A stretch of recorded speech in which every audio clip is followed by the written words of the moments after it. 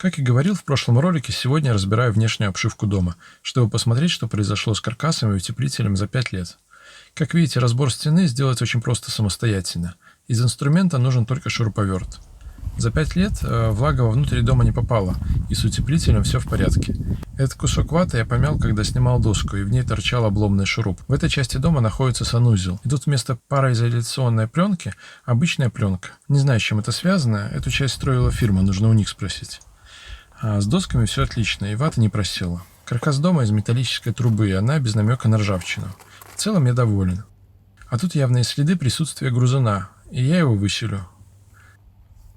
Это обломные саморезы. Не очень понимаю, как это случилось, но из-за этого в стене появились щели между досками, так как их ничего не держало.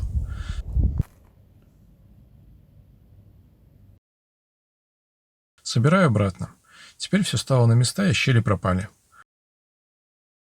Займусь грызуном. Для начала нашел под домом подкоп и установил фотоловушку, чтобы наверняка узнать, кто поселился. Это полевая мышка. Далее ставлю стеклянную банку на ребро, монетки, и внутрь банки прилепил немножко булки. Банка часто падала от ветра, поэтому перенес ее на террасу. Ближе к ночи она попалась.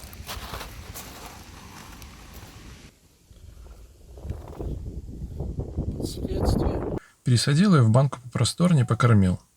У нее все-таки стресс. Пластиковая банка была ошибкой. Когда отлучился на 20 минут, она успела прилично прогрызть крышку. И то место, где я ее поймал, она террасу погрызла. Грызун, одним словом.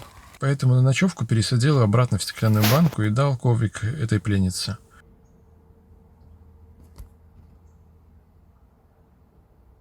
Утром выпустили в лес.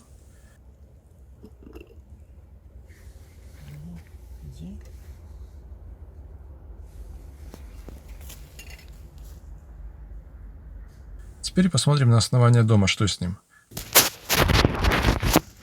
Под домом застелили пленку, чтобы трава не росла.